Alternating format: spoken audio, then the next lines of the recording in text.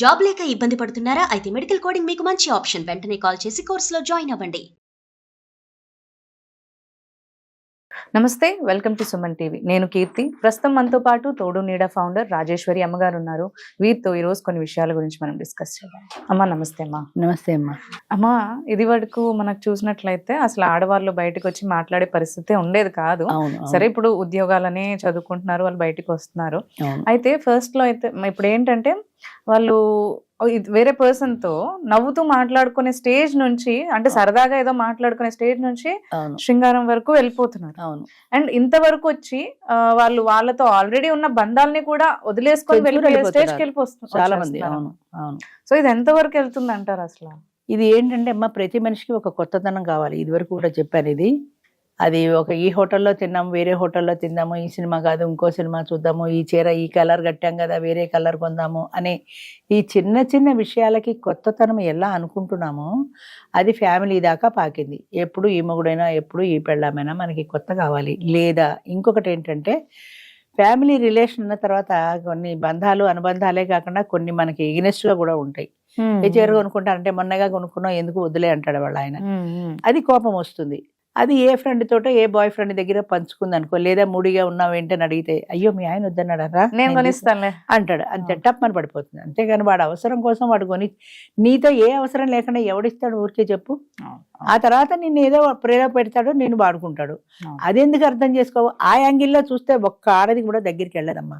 ఆ యాంగిల్లో వాళ్ళు చూడటం లేదు. ఒక్కడు ప్రేమగా పలకరిస్తే పడిపోతున్నారు, కానీ వీడు నాతో ఎందుకు ప్రేమగా పలకరిస్తున్నాడు, వాడు నా మనసులో వేరే భావం ఏం లేదంటాడు. అసలు వాడు మనసు అనేది తగలబడితే కదా అనకూడదు. కానీ మనసు అనేది ఉంటే నోటితో వచ్చే మాటకి మనసులో ఉండే మాటకి సంబంధమే లేకుండా వాడు అవసరం తీర్చుకోవడం కోసం గడుపుతాడు.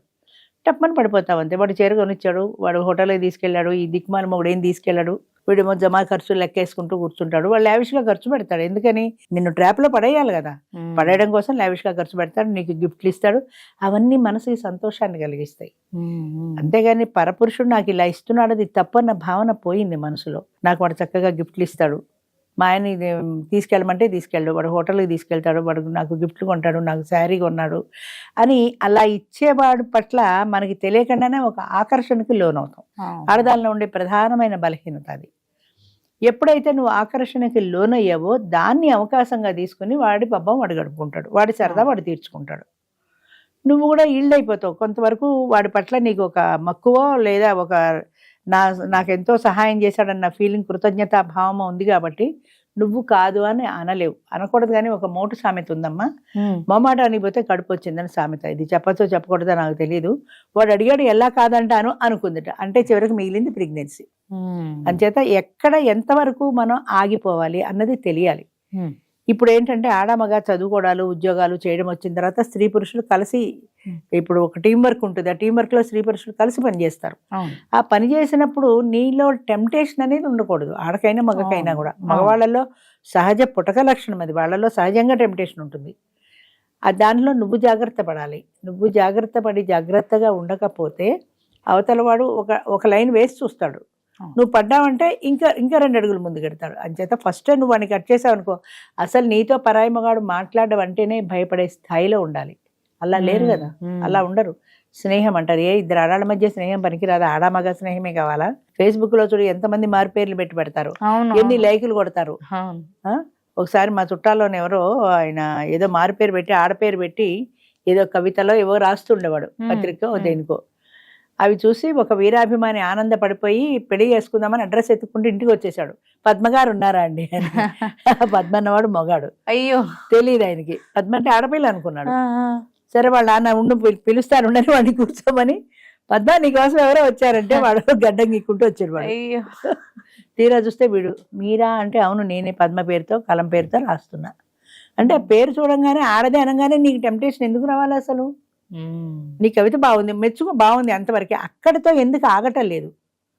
పద్మని కలవాలి, పద్మని పెళ్లి చేసుకోవాలి, పద్మతో మాట్లాడాలి. ఈ టెంప్టేషన్ లిమిట్ లేకుండా అన్లిమిటెడ్గా అయిపోతుంది. అక్కడే కంట్రోల్ ఉన్నట్టయితే ఇంత విచ్చలవిడి శృంగారానికి వెళ్ళరు కదా జనం. అవును. అందుకని 2 మాటలు మాట్లాడితే పడిపోవడం, వాడు వెనకాల పరిగెత్తడం, వాడు వెంట వెళ్ళడం, వాడేదో మొన్న సినిమాలో చెప్పినట్టు చిరంజీవి సినిమాలో లాగా వాడు కత్తెట్టి రక్తాక్షరాలతో ఉత్తరాలు, ఇప్పుడు లేవు అవి.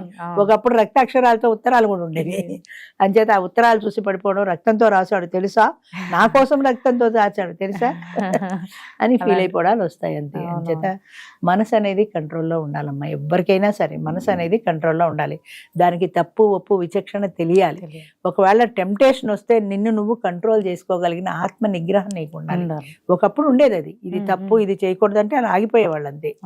ఇప్పుడు నిగ్రహం లేదు, పాడు లేదు, దాన్ని తొంగలో దొక్కేశారు. నా మానసికమైన ఆనందం, నాకు వాడు గిఫ్ట్ ఇస్తే ఆనందం, వాడు బయటికి తీసుకెళ్తే ఆనందం, నాకు చేరుకుంటే ఆనందం. ఈ ఆనందం కోసమని, తాత్కాలికమైన ఆనందం కోసమని శాశ్వతమైన బంధాన్ని తెంచుకోవడానికి కూడా ఇష్టపడతాను. ఇలా పిల్లలు వదిలేసి వెళ్ళిపోతున్నారంటే పిల్లల్ని చంపేసిన వాళ్ళు ఎంతమంది లేరు, చంపేసిన వాళ్ళు కూడా. కన్న కడుపు కూడా వాడు చూశాడు, వాడికి తెలిసిపోయింది, 3 చెప్తాడనే భయంతో కన్న పిల్లల్ని చంపేస్తారు. అది తల్లి అనిపిస్తుంది నిజంగా. మళ్ళీ అడ్డుంటున్నారని ఆ ప్రేమించిన వాడితో కలిసి వీళ్ళని చంపేయటం, అంత ఘోరంగా తయారైపోయారు. దీనికి అంతటికీ కారణం ఏంటంటే నీ మైండ్ మీద నీకు కంట్రోల్ లేకపోవటం. నీ మైండ్ మీద నీకు కంట్రోల్ ఉంటే వాడితో నువ్వు స్నేహానికే వెళ్ళవు కదా. వాడు నన్ను ప్రేమించానన్నాడు, దిక్కుమాలి ప్రేమ. ఏం ప్రేమమ్మా, ఎందుకు ఉంటుంది అసలు? ఇంకొకరికి నీ మీద ప్రేమ ఎందుకు ఉంటుంది?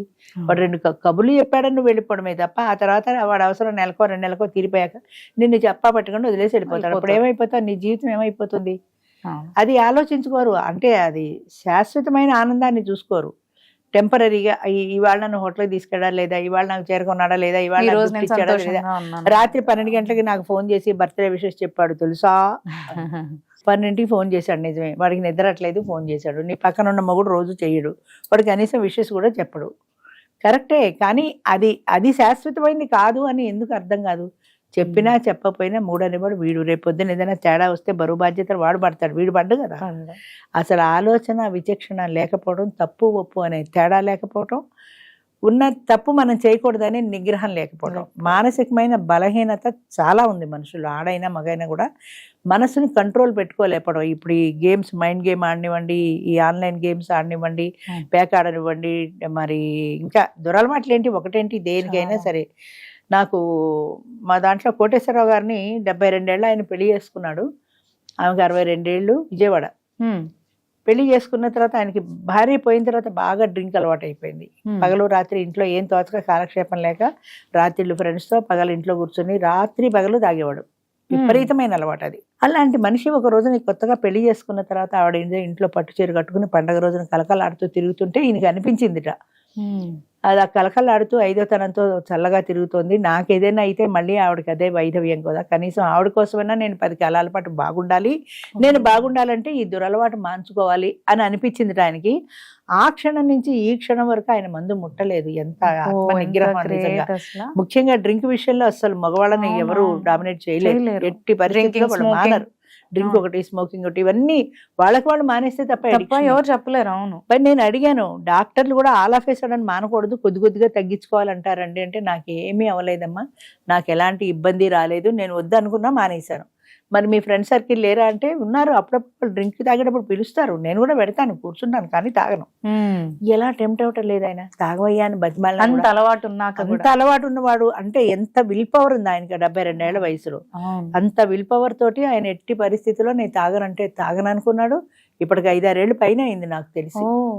ఆఫ్టర్ ఆల్ 62 ఏళ్ళని ముసలావిని పెళ్లి చేసుకున్న భావన అంతే. పెళ్లి చేసుకుని ఆవిడకు మళ్ళీ వైధవ్యం రాకూడదు, బాగుండాలంటే నేను ఆరోగ్యంగా బాగుండాలి.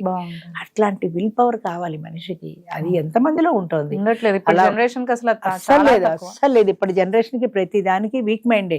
10th క్లాస్ ఫెయిల్ అయితే చచ్చిపోతాం. అమ్మ నాన్న తిట్టారు, ఫోన్ చూస్తున్నాడని వెళ్ళిపోయిన వాళ్ళు ఎంతమందో, ఇంట్లోంచి చచ్చిపోయిన వాళ్ళు ఎంతమందో. అమ్మ నాన్న తిట్టారని అనుకుంటారు కానీ నా మంచి కోసమే తిట్టారు అనుకోరు. అది అసలు నన్ను ఎందుకు తిట్టారు, నన్ను తిట్టకూడదు, నన్ను తిట్టారు అంతే, నేను చచ్చిపోతా. చచ్చిపోతే జీవితం ఎక్కడుంది అంటే మానసికమైన బలహీనత ఇది. కేవలం మీ మనసును మీరు కంట్రోల్ చేసిన స్థాయిలో లేరు. అది చెప్పినట్టు మీరు నడుస్తున్నారు కానీ మీరు చెప్పినట్టు అది వినటం లేదు.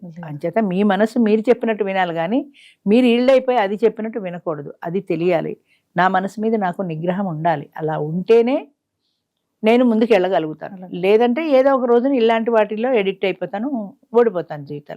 జీవితంలో ఓడిపోకూడదనే స్ట్రాంగ్ విల్ పవర్ ఉండాలమ్మా. ఎవ్వరికి నేను ఈల్డ్ కాను, ఎవ్వరికి నేను లొంగిపోను అనే విల్ పవర్ ఉంటే జీవితంలో ఇది కాకపోతే దేనికైనా ముందుకెళ్ళగలుగుతారు.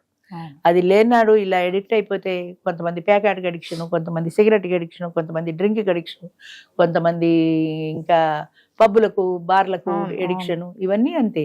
అంచేత ఎడిక్షన్ అనేది లేకుండా ఆత్మ నిగ్రహం అనేది చాలా ప్రధానం. అది లేని నాడు ఇలాగే దేనికో దానికి ఏదో ఒక కారణంతో ఎడిక్ట్ అయిపోతారు. చాలా బాగా చెప్తారు. థ్యాంక్ యూ అమ్మా. Thank you.